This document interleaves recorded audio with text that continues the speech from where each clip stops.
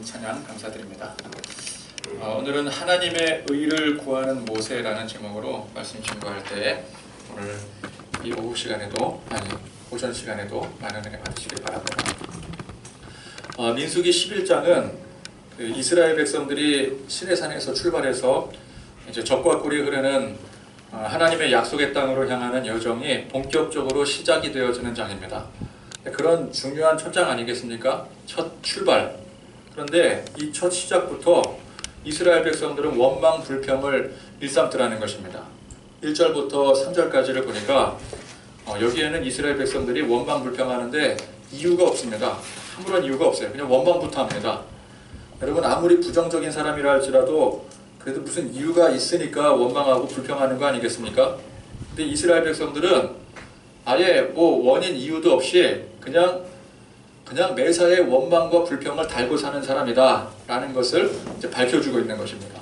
또 4절부터 보니까 무엇을 가지고 불평을 해요? 하나님이 내려주신 만나를 가지고 불평을 합니다. 매일같이 만나만 먹으니 질린다라는 거예요. 매일같이 만나만 먹으니까 질린다.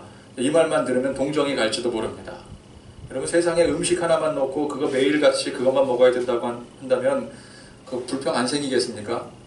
어떤 신혼부부가 남편이 카레를 매우 좋아한대요.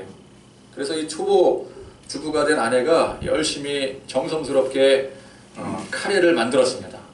남편이 너무 좋아하더라는 거예요. 내가 맛있는 카레를 어떻게 알고 이렇게 해주었나. 그랬더니 이제 그 아내도 남편이 좋아하니까 그 다음 날도 이제 카레를 만들어서 열심히 또 만들어서 어김없이 식탁에 카레가 올라오더라는 것입니다.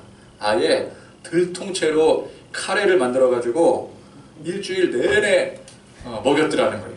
그랬더니 결국 그 남편이 나중에는 폭발하더라는 것입니다. 더 이상 카레 안 먹어! 제 얘기인 줄 아는데 제 얘기가 아닙니다. 우리 아내는 변덕이 심해가지고 뭐 하나에 집중하지를 못해요. 제가 아무리 맛있다 그래도 그거 딱 한 끼지 그 다음 끼까지 넘어가는 예가 없습니다. 다른 집 얘기입니다. 다른 집 얘기. 여러분, 만나가 아무리 귀한 음식이라고 할지라도 우리가 생각할 때 야, 그거 매일 먹으면 그거 질리지 않겠냐? 다른 것도 먹고 싶겠지. 뭐 그런 생각 들지 않겠습니까? 그러나 지금 이스라엘 백성들이 있는 이곳이 어디입니까? 광야입니다. 광야는 종류별로 먹고 싶은 대로 마음대로 먹을 수 있는 곳이 아니에요. 광야는 목숨 내걸고 살아야 되는 곳입니다. 그죠?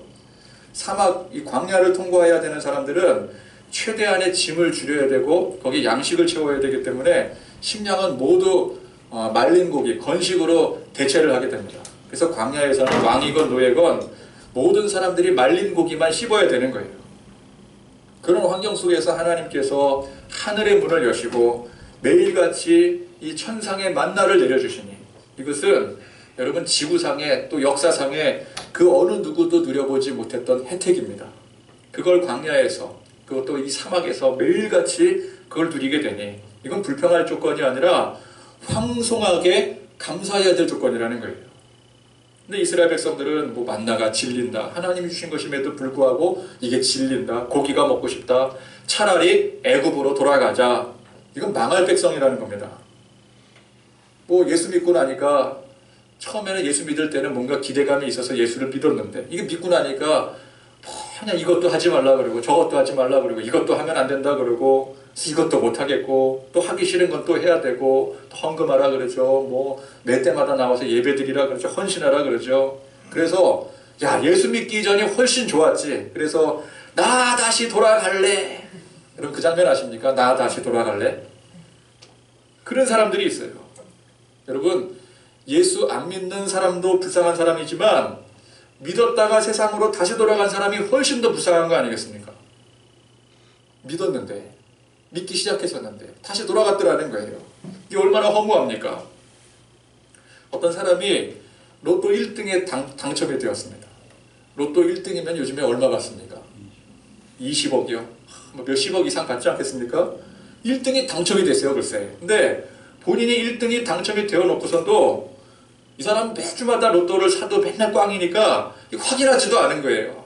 또 꽝이려니? 그럼 왜 삽니까? 근데 샀어요. 근데 나중에 이게 뭐 지난 그 신문이라든지 그거 보니까 자기 번호가 맞은 거예요. 1등이 맞은 거예요. 근데 그럼 뭐합니까? 이미 기간이 지났는데. 기간이 지나서 수령을 못하는 거예요. 이거 얼마나 억울하겠습니까? 어떤 버스가 사고가 났어요. 그래서 승객들이 많이 죽었답니다. 그런데 그 승객들 죽은 사람들 중에서 그 정말 억울하게 죽은 몇 사람 사연을 알아보니까 어떤 사람은 깜빡 버스에서 조느라고 자기가 내릴 정거장을 한 정거장 놓쳐서 거기 사고 나서 죽었대요. 얼마나 억울합니까? 이게 제때 졸지 않고 내렸다면 살았을 텐데. 또 어떤 사람은 버스를 놓쳐가지고 열심히 뛰었습니다. 저 버스 잡아야 내가 탄다 그러고 신호 대기할 때 겨우 올라탄 사람. 그것도 기사가 안 태워준다라는 거, 규정상에 태워줄 수 없는데 하도 그냥 문을 두드려가지고 겨우 열고 탔는데 사고 나서 죽었어요. 그럼 이게 얼마나 억울합니까? 또 어떤 사람 보니까 96번 버스를 69번으로 잘못 보고 탔대요. 이 세 사람 중에서 누가 제일 억울할까요? 저는 두 번째가 더 억울할 것 같아요. 괜히 그거 뛰어와갖고 그냥 69번으로 잘못한 사람도 억울하고 꾸벅꾸벅 졸다가 한 정거장 더 가서 죽은 사람도 억울하고 다 억울하죠. 그런데 그런 사람들보다 훨씬 불쌍한 사람, 억울한 사람이 누구입니까? 천국행 열차를 탔거든요. 천국행 열차를 실컷 타다가 중간에 내렸어요. 그리고 뭘로 갈아타요? 지옥행 열차로 갈아타 버린 거예요. 얼마나 불쌍한 사람입니까? 그냥 한번 천국행 탔으면 계속 그 자리에 앉아서 갈 것이지. 왜 그걸 중간에 갈아타요? 이스라엘 백성들이 그런 사람들이었더라는 것입니다. 하나님의 이 구원의 은총을 받아 누렸음에도 불구하고 나 다시 애굽으로 돌아갈래. 그때가 그리워. 그립긴 뭐가 그리워. 노예 시절이었는데. 그죠? 참 불쌍한 사람들이라는 거예요. 그래서 이스라엘 백성들은 그 원망 불평하는 게 사실 아무런 이유가 없는 것입니다. 광야니까 불평하는 거 아니냐. 그러나 아무리 환경이 열악해도 여러분 그 열악한 환경 가운데 인도하신 그 하나님의 놀라운 은혜를 보면은 그런 말 못하는 거예요. 환경의 열악함보다 하나님의 은혜가 훨씬 더 크다면 그것은 원망 불평할 조건이 아닌 것입니다. 근데 사람들은 자꾸만 환경에 속게 돼요. 환경이 불편하면은 거기에 불평해도 된다고 생각을 해요. 근데 여러분 원래 감사나 불평은 환경이 아닙니다. 상대적인 것입니다. 환경이 아무리 불편해도 그 안에 감사할 조건이 넘쳐나면은 감사하는 거예요. 상대적인 것입니다. 그래서 이 이스라엘 백성들의 원망 불평은 이유 없는 불평입니다. 무조건적인 불평이에요. 무조건적인 불평. 그리고 만나의 놀라운 이 혜택을 누리면서도 원망 불평하더라는 거예요. 이거는 이 만나는 불평할 일이 아닙니다. 원래 이게 그냥 감사도 아니고 뭐 넙죽절하며 황송해가며 하나님 이 놀라운 은혜를 우리에게 주셨습니까? 그렇게 감사해야 될 조건이에요. 그럼에도 불구하고 그것 가지고도 원망하고 불평하니 이게 이스라엘 백성들의 악한 모습의 실체인 것입니다. 성경이 무엇을 말해주고 있습니까? 앞서 이 출애굽의 전 과정들을 통해서 이제 또 광야와 시내산의 과정들을 통해서 하나님의 신실하심과 하나님이 이 백성들을 구원하시고 또 전능하신 그 능력으로 인도해 가시고 또 사랑과 무한하신 은혜로 이들을 시내산에 부르셔서 율법도 주시고 또 예배하게 하시고 그들을 보호해 주시는 그 은혜, 하나님의 그 절대적인 은혜를 나타내 줬다고 한다면 그에 반해서 반대로 이 백성들은 어떤 백성이라는 거예요? 끊임없이 그럼에도 불구하고 원망하고 불평하는 이 뼛속까지 악한 존재라는 거예요. 하나님의 선하심과 인간의 악함을 대조적으로 보여주고 있는 것입니다. 자, 이게 죄의 실상이라는 거예요. 전능하시고 자비로우신 하나님의 지엄한 그 율법의 말씀 앞에서조차 인간의 죄는 거기에 아무런 살아날 가능성이 없더라는 것입니다. 조금도 가능성이 없는 거예요. 의로울 가능성이 없는 거예요. 그래서 나중에 바울이 율법에 대해서 뭐라고 정의합니까? 하나님의 거룩의 상징인 율법에 비춰서 우리 인간은 원래 이 율법은 거룩한 것인데 그 율법의 조항들 하나하나 제대로 지키지 못하는 인간은 결국은 죽었다 깨어나도 죄인일 수밖에 없더라는 거예요. 죄인이요. 여러분 그래서 필요한 게 뭐다? 그래서 필요한 게 뭐예요? 예수 그리스도의 십자가의 보혈이 반드시 필요한 거예요. 이 십자가의 보혈이 아니면 우리가 하나님의 백성이 될 수가 없는 것입니다. 율법이 아무리 주어져도 그 율법으로 하나님의 백성이 될 수가 없었던 거예요. 우리의 힘과 노력으로는 절대 이 죄의 저주를 깰 수가 없는 것입니다. 그것이 여실히 증명이 된 게 이 이스라엘 백성들의 모습이에요. 이스라엘 백성들 하나님께서 특별히 하나님의 백성, 하나님의 자녀로 선택하시고 그들을 노예에서 구원해 주시고 광야에서도 이 만나와 또 놀라운 은혜를 베풀어 주시면서 이렇게 은혜를 베풀어 주심에도 불구하고 그 은혜 안에서조차도 원망 불평하는 족속들이 이스라엘 족속들이라는 것입니다. 그런데 그게 비단 이스라엘 백성들의 문제만이 아니에요. 우리는 그런 이스라엘 백성들에게 손가락질을 합니다. 어떻게 저들이 저런 은혜를 받으면서도 저럴 수가 있겠는가? 정말 저럴 수가 없지. 저럴 수가 없어. 그런데 그게 바로 죄로 오염된 우리의 모습이라는, 죄의 근원적인 모습이라는 것입니다. 원망 불평하는 이스라엘은 우리와는 전혀 다른 세계에 있는 사람들의 이야기가 아닙니다. 살인하고 강간하고 온갖 세상 못된 짓만 골라서 하는 그런 범죄자들의 세계가 아니라는 거예요. 김정은의 이야기가 아니라는 것입니다. 바로 누구의 이야기예요? 우리네 이야기라는 거예요. 이스라엘 백성들의 이 이야기가 우리의 이야기라는 것입니다. 이스라엘 백성들의 이 불순종, 원망 불평하는 이 모습이 내 본래의 인간적인 모습이라는 거예요. 그게 우리의 모습이라는 거예요. 그래서 결국 하나님께서 이 문제까지도 해결해 주십니다. 그의 독생자이신 예수님께서 우리 대신 죽음으로써 우리가 절대 해결할 수 없는 이 죄의 저주를 대신 해결해 주시는 거예요. 여러분, 우리가 뭐라고 하나님의 자녀가 되겠습니까? 이 이스라엘 백성들이 뭐 잘한 게 있어서 하나님의 자녀로 선택이 됐겠어요? 우리도 마찬가지입니다. 우리가 뭐 하나님 앞에 잘한 게 있어서 우리가 하나님의 백성이 되겠습니까? 순전히 예수님의 희생 때문에 우리가 하나님의 자녀가 된 줄 믿습니다. 그래서 우리는 무조건 감사해야 되는 거예요. 무조건 감사.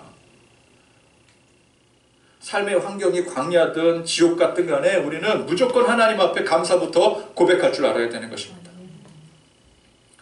자, 그렇게 이제 이스라엘 백성들이 지금 광야라는 환경에서 또 원망하고 불평할 때, 그런데 보니까 모든 백성들이 다 원망 불평한 것은 아니었습니다. 모세와 또 여호수아와 갈렙, 이 세 사람은 그러는 가운데서도 그들 중에서 하나님의 은혜를 바라보고 감사하고 영광 돌릴 줄 아는 사람들이었습니다. 자, 그런데 그 많은 사람들 중에서 수백만 명이나 되는 그 많은 사람들 중에서 그래도 하나님 앞에 감사하고 영광 드릴 줄 알았던 사람이 그 단 세 사람 뿐이었겠습니까? 여러분 어떻게 생각을 하십니까? 그래도 그 세 사람만 있다는 거는 좀 너무한 억측 아니냐. 대표적으로 세 사람의 이름이 거론이 된 것이겠지, 그 외에 또 그래도 그 가운데 하나님 앞에 감사할 줄 알고 영광 돌릴 줄 알고 예배 드릴 줄 알았던 사람들이 왜 없었겠느냐. 우리가 그렇게 생각할지도 몰라요. 당장 그 11장 1절에서부터 3절까지의 그 다베라 사건, 그때 모든 백성들이 다 원망 불평했겠습니까? 그래도 그 중에 이 원망 불평하지 않고 또 하나님 앞에 감사하며 살았던 사람들이 더러 있었을 것입니다. 어쨌든 간에 원망 불평에 동참하지 않았던 사람들이 그 세 사람보다는 많았을지 몰라요. 또 만나를 불평한 이 사건에서도 그 가운데 그래도 불평하지 않고, 야, 만나 이 감사한 일 아니냐, 나는 감사하게 먹는데, 그렇게 생각한 사람들이 모세나 여호수아나 갈렙 이 세 사람 외에도 더러 몇 명이 더 있었을지도 몰라요. 그러나 하나님은 이 두세 가지 사건만 가지고 평가하는 게 아닙니다. 계속해서 누적이 되는 거예요. 어떤 사건이든 어떤 환경이든 간에 또 원망했던 사람이 있는가 하면은 또 그 가운데 또 나는 이 사건에는 원망이 안 되는데, 근데 또 다른 일이 있을 때 또 거기 또 원망을 하게 되죠. 또 불평하게 되죠. 그러니까 이게 계속 누적이 되는 거예요. 누적 데미지가 되는 거예요. 그러니까 이스라엘 백성들의 원망 불평은 계속 누적된 데미지였습니다. 이 사건, 저 사건, 사사건건 이 백성들이 여기저기서 원망 불평만 일삼다가 가데스 바네아 사건에서 터져버린 거예요. 여러분, 가데스 바네아 사건이 무슨 사건입니까? 12명의 정탐꾼을 가나안 땅으로 스파이들을 보냅니다. 그 땅이 어떤 땅인지 살펴봐라. 그래서 이제 그 정탐꾼 12명의 그 스파이들이 땅을 정탐을 하고 돌아와서 보고를 하는데, 이제 이게 각 지파당 한 사람씩 대표로 간 거 아니겠습니까? 대표면은 굉장히 중요한 막중한 임무를 띠고 간 거잖아요. 근데 돌아왔던 그 지파 대표 12사람 중에서 10사람은 불신앙적인 보고를 해요. 우리는 절대 저 땅을 점령할 수 없습니다. 우리는 이제 죽었습니다. 큰일 났습니다. 우리 여기 지금 왜 나와 있습니까? 만나나 먹고 있고 고기도 못 먹고 있고 원망 불평하는 사람들이 10명이요. 나머지 2명은 신앙적인 보고를 해요. 하나님이 우리와 함께 하시니 저들이 아무리 강성하다 할지라도 우리가 능히 물리칠 수 있습니다. 저들은 우리의 밥입니다. 그 두 사람이 바로 여호수아와 갈렙이었습니다. 자, 이렇게 신앙적인 고백을 한 사람이 두 사람이었고 나머지는 불신앙적인 고백을 하게 되는데 문제는 뭐예요? 이스라엘 전 백성들이 요동치기 시작합니다. 이스라엘 전 백성들이 이 10명에 동조하게 되는 거예요. 맞다! 우리가 무슨 힘이 있느냐? 우리가 광야에 나와서 이 고생하는데 저 가나안 땅 지금 이 보고한 사람들 그 보고에 의하니까 이 사람들은 우리가 도저히 점령할 수 없는 우리는 정말 절망적인 상태다. 그리고 거기서 주저앉아버리고 원망 불평하더라는 거예요. 단 두 사람만 제외하고. 여러분, 이 가데스 바네아 사건에서 그동안 누적된 데미지가 폭발해버린 거예요. 이스라엘 전체가 지금 모세와 여호수아와 갈렙 이 세 사람을 제외하고 하나님을 등지고 원망 불평하는 대열에 전부가 다 합류해버리고 만 것입니다. 이것은 이 세 사람을 제외하고는 전부가 근본적으로 원망 불평의 사람들이었더라는 거예요. 결국 이 사건으로 인해서 하나님의 징계가 떨어지게 됩니다. 원망 불평한 사람들 전부는 그 정탐한 40일에 하루를 1년으로 계산을 해서 40년간 광야에서 방황하고 살다가 그들이 고백한 대로 이들이 어떻게 고백을 합니까? 우리는 절대 저 가나안 땅을 들어가지 못한다. 근데 그들이 고백한 그 말대로 되는 거예요. 죽을 때까지 너희들은 광야에서 살아라. 그게 너희들의 신앙 고백 아니냐. 이게 말하자면 이들의 신앙 고백인 거예요. 이들의 신앙 고백이 뭐예요? 우리는 저 가나안 땅을 절대로 들어갈 수 없습니다. 우리는 여기서 다 죽어버릴 겁니다. 그게 그들의 신앙 고백이었어요. 그 신앙 고백대로 이들은 하나님께서 광야에서 죽게 내버려둡니다. 나머지 2명이었던 모세를 포함해서 3명 뭐라고 고백합니까? 그래도 하나님이 우리를 도우시니 우리가 저 가나안 땅을 정복할 수 있습니다. 그들은 그들의 그 신앙의 고백대로 하나님께서 그 땅을 허락해 주시는 거예요. 자, 그래서 그 고백대로 되는 겁니다. 선언대로 되어진 거예요. 모든 백성들은 거기서 가나안 문턱도 밟아보지 못하고 모조리 광야에서 죽게 되는 징계를 받게 됩니다. 그리고 이제 그 믿음의 불신의 고백이죠. 불신의 고백했던 사람들 외에 그 광야에서 태어났던 2세대들과 그리고 모세는 이제 특별한 사명이 있기 때문에 가나안 땅을 못 밟았지만 믿음의 고백을 드렸던 여호수아와 갈렙만이 이 가나안 땅에 들어가게 되는 거예요. 자, 이게 무엇을 의미합니까?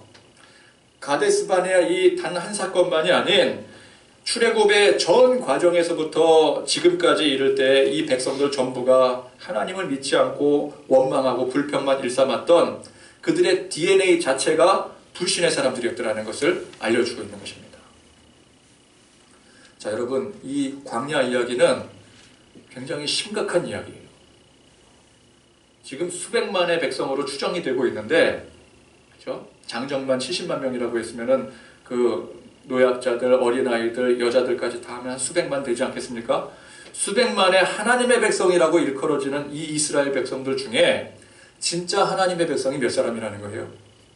3사람이라는 거예요. 3사람. 달랑 3사람이라는 거예요. 이거는 굉장히 충격적인 이야기입니다.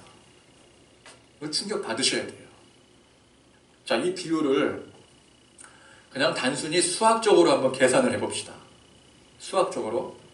그러면은 자, 수백만 명 중에서는 3명이에요. 그죠? 그럼 수천만 명 중에서 몇 명이에요? 수백만 명에서 3명이면 수천만 명이면은 이거는 초등학교 한 3, 4학년 애들 산수로 그냥 바로 암산이 되는 수준인데 30명이잖아요. 30명. 그럼 수억이면은 몇 명이에요? 아니 3명, 30명 그 다음 몇 명이에요? 300명. 300명. 수천만에서 수억이면은 300명이죠. 제가 지금 굉장히 어려운 고등 수학을 지금 여러분들에게 요구하고 있는 게 아닌 것 같은데요. 자, 다시요.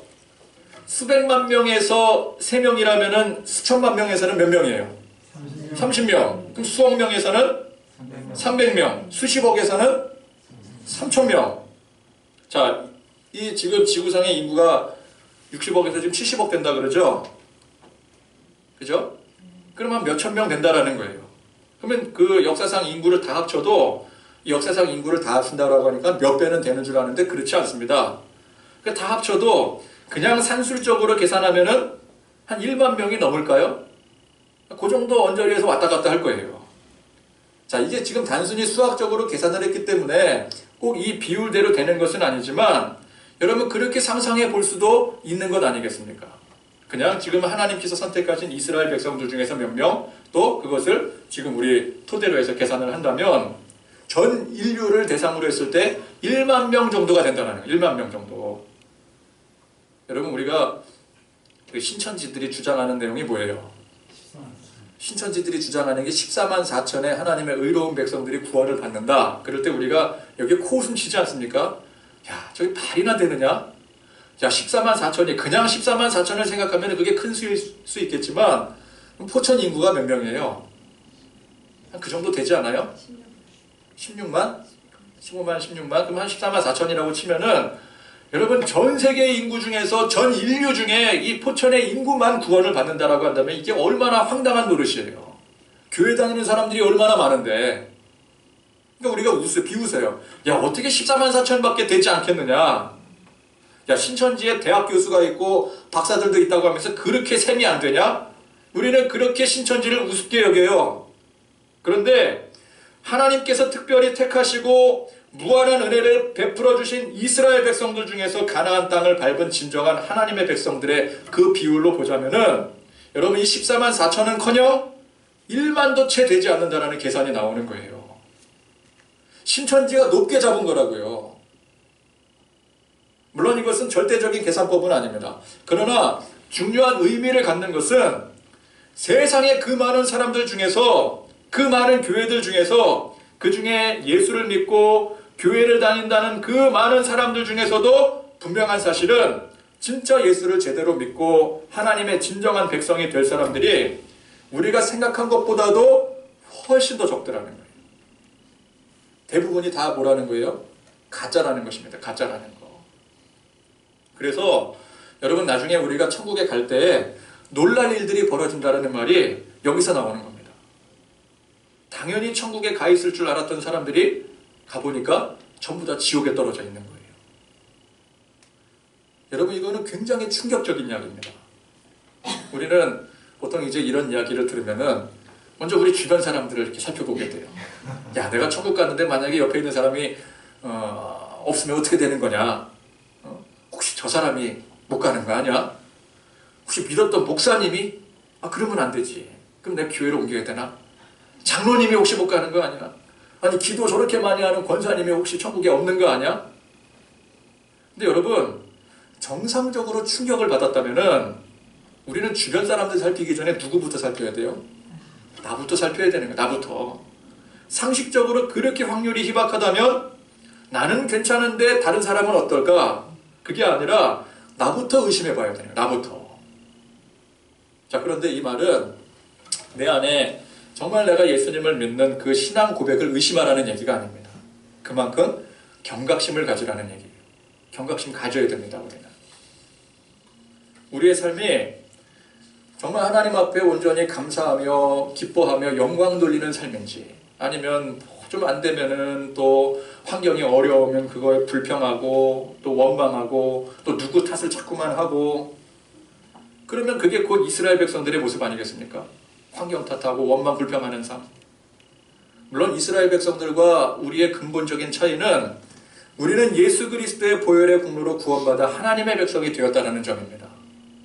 그러나 그것도 이스라엘 백성들이 하나님의 구원받은 백성들이라 칭해졌어도 사실 무늬만 하나님의 백성들이었던 거 아니겠습니까? 그런 것처럼 우리도 예수 믿는다고 하지만 교회 다닌다고 하지만 무늬만 예수 믿는 척하는 가짜 그리스도인들일 가능성이 있더라는 거예요.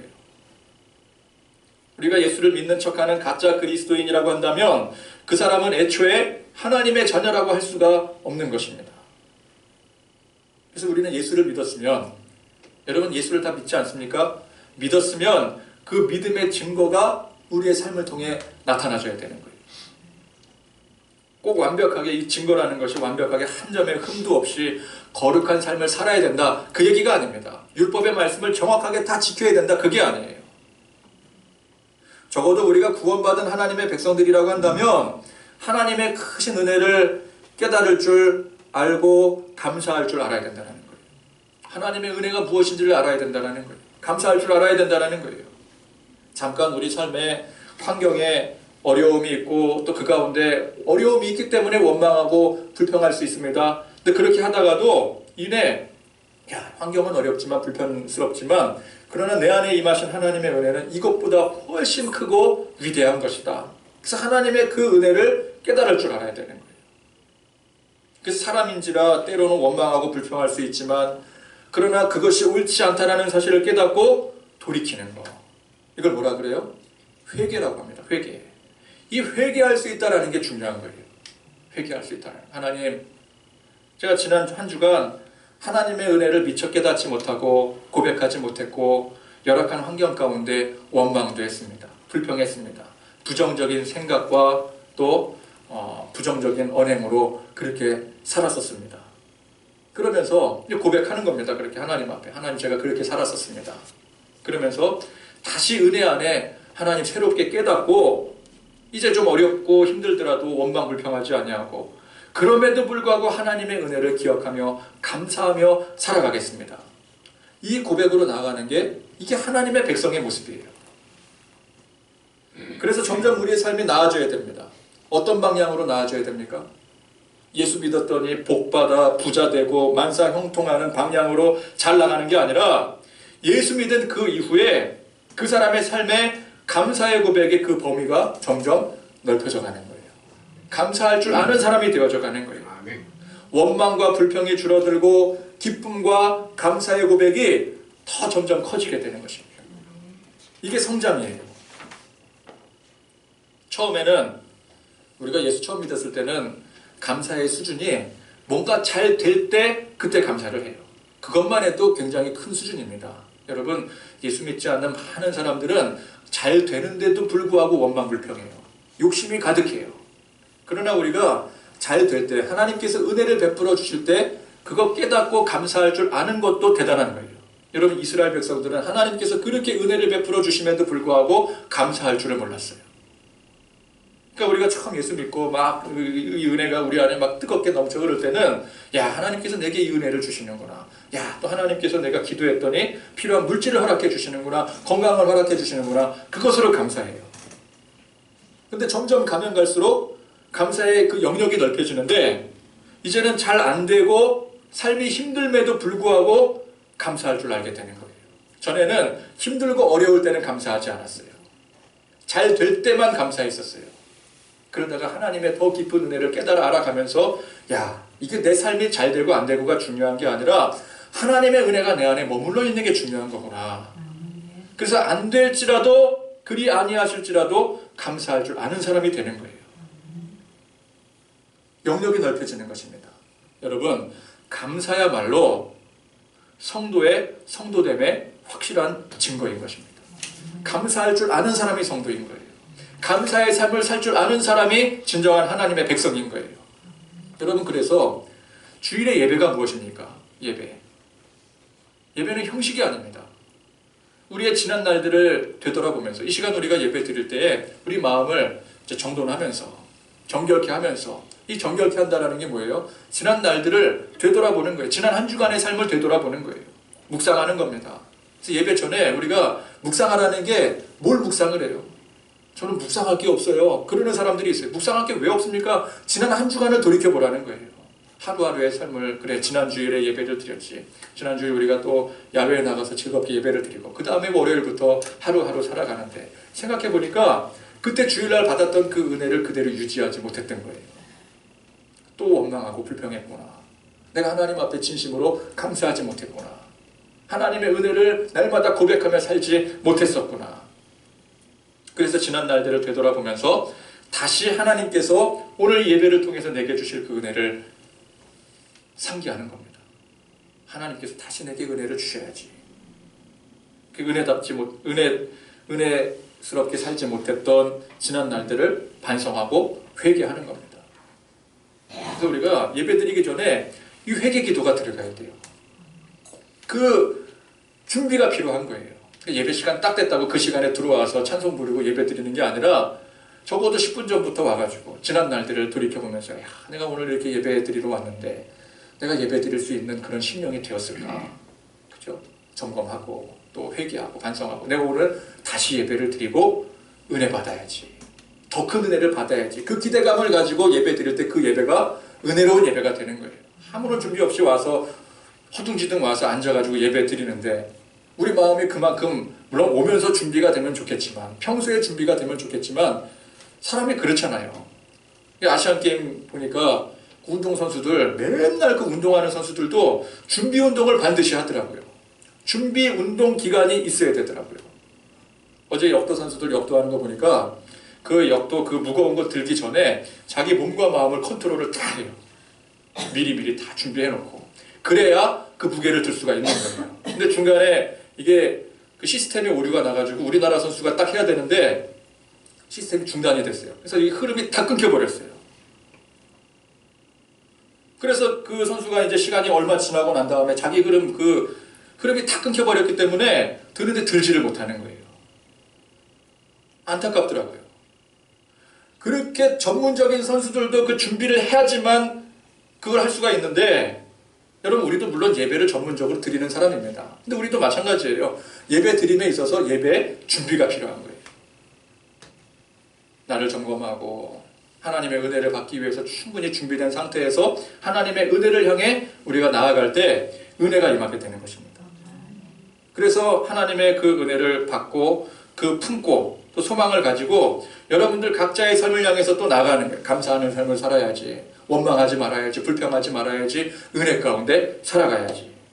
그런 소망의 고백이 오늘 이 주일의 예배 가운데 있어야 되는 것입니다. 그래서 여러분 신앙의 성숙이란 곧 감사의 영역이 넓어지는 거예요. 그리 아니하실지라도 감사할 줄 아는 사람이 되어가는 것입니다. 염려, 근심, 걱정, 원망, 불평은 결코 우리를 하나님의 백성으로 나아가지 못하게 만듭니다. 마태복음 6장 27절에 너희 중에 누가 염려함으로 그 키를 한 자라도 더할 수 있겠느냐. 염려는 아무것도 잘하지 못하게 해요. 만약 염려나 근심, 원망, 불평이 키를 한 자라도 자라게 한다면 또 거기에 무슨 조금이라도 생산성 있는 일들이 일어난다고 한다면 여러분 우리는 은혜도 받아야 되지만 열심히 염려도 해야 돼요. 그죠? 염려해서 한 자라도 키가 자라면은 여러분 우리 키 안 자란 지 오래됐는데 키 자라게 한다면 이거 얼마나 좋은 일입니까? 열심히 염려해야죠. 불평해야 됩니다. 염려부, 불평부 만들어가지고 장관도 세우고요. 열심히 장려해야 돼요. 적극적으로 목사도 성도들에게 여러분 감사만 하지 말고 염려도 해야 됩니다. 염려하면 키가 한자 자랍니다. 그럼 염려도 장려해야 되거든요. 그러나 염려는 키 한자도 자라지 못하게 한대요. 그런 것들은 우리가 하나님의 백성으로 점점 신앙의 성숙의 길로 나아가는데 방해 요소가 될 뿐입니다. 근데 주님이 이렇게 말씀을 하세요. 오늘 있다가 내일 아궁이에 던져지는 들풀도 하나님이 이렇게 입히시거든. 하물며 너희 일까 보냐. 믿음이 작은 자들아. 왜 믿음이 작은 자들이에요? 들풀도 당장 시들 들풀도 하나님께서 먹여주시고 입혀주시고 다 채워주시는데 그거 가지고 염려, 근심, 걱정한다라는 거예요. 하나님이 채워주시는 줄도 모르고 믿음이 작은 자들아. 그러므로 염려하여 이르기를 무엇을 먹을까, 무엇을 마실까, 무엇을 입을까 하지 말라. 이는 다 이방인들이 구하는 것이라. 누가 구하는 거라고요? 하나님 알지 못하는 이방인들이 구하는 거예요. 하나님 알지 못하는 이방인들은 그거 구할 수밖에 없어요. 그거 가지고 걱정, 근심할 수밖에 없어요. 왜? 자기가 자기 삶을 책임져야 되니까. 그러나 너희 하늘 아버지께서 이 모든 것이 너희에게 있어야 할 줄을 아시느니라. 하나님이 우리의 필요한 것들을 다 아시고 우리에게 채워주신다라는 거예요. 여러분, 우리의 필요한 것, 그거 누가 잘 아십니까? 나보다 하나님이 더 잘 아시는 거예요. 하나님이 훨씬 더 잘 아시는 거예요. 그래서 하나님께서 우리의 필요한 것을 더 잘 아시기 때문에 하나님께서 채워주시는 거예요. 그러므로 우리는 염려할 필요가 없는 겁니다. 걱정, 근심, 원망, 불평할 이유가 사실은 없는 거예요. 하나님을 믿는다면. 그래서 하나님이 무엇을 구하라고 하셔요? 염려하고 세상 것 그거 구하지 말고 그런즉 너희는 먼저 그의 나라와 그의 의를 구하라. 그리하면 이 모든 것을 너희에게 더하시리라. 아멘. 자, 이 모든 것을 너희에게 더하시리라 했는데 이 모든 것이 뭐예요? 하나님의 의를 구하고 하나님의 영광을 구할 때 하나님의 의와 영광을 주시지만 그 외에 우리가 구하지 않은 것, 세상에 필요한 모든 것들. 근데 우리는 우리의 필요를 우리가 안다고 생각하지만, 우리가 잘한다고 생각하지만 하나님이 더 잘하시거든요. 하나님의 우리의 필요대로 그거 우리가 구하지 않더라도 하나님이 채워주신다는 거예요. 여러분, 우리가 이거를 믿어야 돼요. 근데 우리는 자꾸만 믿음을 뭐로 가르쳐요? 하나님 앞에 구해야지만 받는다고 가르쳐요. 그래서 물질도 얼마를 정확하게 액수를 요구하라고 가르칩니다. 그런데 오늘 말씀에는 이 말씀에는 뭐예요? 그런 거 하나님 앞에 일체 구하지 않아도 우리의 필요를 하나님께서 더 잘 아시기 때문에 우리가 무엇을 구하면? 하나님의 나라와 의를 구하면 그러면 하나님께서 이 모든 것을 우리에게 더해 주신다는 것입니다. 여러분, 우리가 굳이 필요한 거, 자녀의 건강 문제, 회복 문제, 삶에 필요한 자잘한 것들, 우리는 그거 일일이 다 고백해야 하지만 하나님께서 야, 너 열심히 구한다. 그리고 주시는 줄 아는데 그거 일일이 다 구하지 않아도 그거 다 잊어버리고 살아도 하나님께서 알아서 책임져 주신다는 거예요. 전제가 있어요. 뭘 구하면은? 하나님의 나라와 그의 의를 구하면. 여러분, 우리가 이를 굳게 믿고 하나님의 나라의 영광을 위해서 하나님 우리에게 맡겨주신 거룩하고 복된 사명을 위해서 우리의 삶이 하나님 앞에 합당한 삶이 되기 위해서 어떻게 살아야 될지를 먼저 구하라는 것입니다. 자, 오늘 말씀에 보니까 모세도 보니까 하나님 앞에 원망 비슷한 것을 하고 있습니다. 또 어떤 사람은 그래요. 야, 봐라, 모세도 지금 원망하고 불평하지 않냐? 자기 보고 죽여달라고 하는데, 못 살겠다고 하는데, 백성들이 못 살겠다고 하는 거나 모세가 못 살겠다고 하는 거나 이거 똑같이 원망 불평하는 거 아니냐? 그런데 오늘 이 모세의 원망은 백성들의 원망과 본질이 다른 것입니다. 본질이 다른 거예요. 모세는 이런 겁니다. 왜 이 백성들을 나에게 맡기셔서 이토록 무거운 짐을 제가 홀로 지게 가도록 내버려 두십니까? 이게 하소연하는 겁니다. 근데 이 하소연의 성격상 그것도 원망 불평이라고 할 수 있는 거예요. 그죠? 하나님 앞에 지금 원망하는 거잖아요. 하나님 왜 나에게 이 백성을 맡기셨습니까? 그러나 이 백성들이 했던 원망 불평의 본질은 이겁니다. 우리는 하나님을 믿을 수 없더라는 거예요. 하나님을 인정할 수 없다는 거예요. 우리가 믿을 수 있는 건 세상이라는 것입니다. 그래서 애굽이 비록 우리에게 악독하게 했을지언정 우리는 차라리 애굽을 믿겠다. 애굽으로 돌아가겠다. 세상의 풍요로움을 우리에게 허락해달라. 그것은 하나님을 불신하고 세상을 더 사랑하는 탐욕이 본질이 되는 것입니다. 그러니까 이스라엘 백성들의 이 원망 불평에는 탐욕이 본질이 되는 거예요. 그러나 이 모세의 원망은 무엇입니까? 이 백성들을 하나님께로 온전히 인도해야 되는 막중한 책임을 내가 지고 있음에도 불구하고 내 능력이 없는 거예요. 내 힘과 능력으로는 그거 도저히 감당하지 못하겠는 거예요. 그래서 뭐예요? 하나님이 절대적으로 도와주시지 않으면 저는 아무것도 아닙니다. 죽을 수밖에 없습니다. 그래서 죽여달라고 그러는 거예요. 그러니까 이 모세의 원망은 하나님을 절대적으로 신뢰하고 의지하고자 하는 겸손에 있는 것입니다. 모세는 자기가 처한 광야의 지금 이 불편한 상황, 여러분 광야에서 모세는 불편하지 않겠습니까? 똑같습니다. 백성들이나 모세나 지금 환경은 똑같은 거예요. 그죠? 똑같이 광야에 나와 있잖아요. 근데 모세는 자기가 처한 광야의 이 불편한 상황, 또 자기 인생에 있어서 채우고 싶은 욕망, 그런 것들에는 일체 관심이 없었습니다. 그 모든 것들은 그냥 하나님 앞에 맡기는 거예요. 하나님이 알아서 해결해 주실 일이다. 그의 관심은 오로지 사명에 있었습니다. 이 백성들을 하나님의 뜻대로 인도하는 것, 이 책임을 완수하는 것. 그는 예수님께서 말씀하신 것처럼 먼저 그의 나라와 그의 의를 구하는 사람이었습니다. 여러분, 하나님은 우리의 중심을 보십니다. 우리가 하나님을 온전히 믿고 그 믿음의 생각과 그 언행으로 나아간다면 하나님은 그 중심을 보시고 우리를 그 믿음의 세계로 인도하시는 거예요. 그래서 우리가 고백한 대로 하나님께서 이루어 주시는 것입니다. 그래서 우리의 믿음의 생각과 태도와 언어와 행동이 중요한 거예요. 모세처럼 고민을 하더라도 하나님의 의를 위해서 고민을 하는 겁니다. 그러면 그 믿음대로 되어지는 거예요. 여러분 믿으시기 바랍니다. 믿음대로 될지어다. 반면에 이스라엘 백성들처럼 입만 열면 불평, 원망, 그 생각 자체가 부정적이고 그러면 그들의 또 그 믿음대로 되는 거예요. 그들이 원망하고 불평한 대로 이루어지는 거예요. 결국 우리의 믿음대로 되는 것입니다.